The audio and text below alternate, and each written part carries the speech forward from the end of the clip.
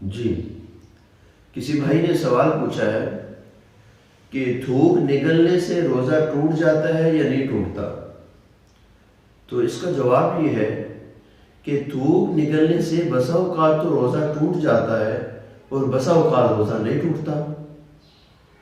دیکھیے، اگر روزے دار نے اپنا ہی تھوک ہتھیلی پر لیا اور ہتھیلی پر لینے کے بعد اس کو نگل لیا تو اس صورت میں روزہ ٹوٹ جائے گا،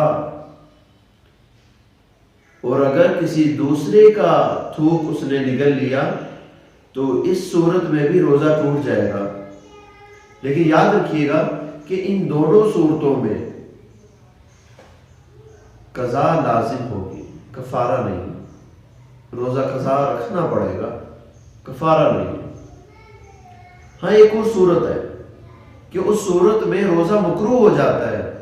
وہ کیا ہے کہ روزے دار نے اپنے ہی منہ کے اندر تھوک کو جمع کر لیا اور جمع کرنے کے بعد اس تھوک کو اس نے نگل لیا، تو بھی ایسا کرنا مکروہ ہے، جس سے روزے کے ثواب میں کمی آ جاتی ہے۔ روزہ ٹوٹتا تو نہیں ہے، لیکن ایسا کرنا نہیں چاہیے، بلکہ جو بھی عمل کیا جائے اس کو خوب اچھے انداز میں کیا جائے تاکہ وہ بارگاہ الہی میں قابل قبول ہو جائے، اس میں کسی قسم کی کوئی کمی نہ رہے، نہ سنتوں کی کمی رہے، نہ مستحبات کی کمی رہے۔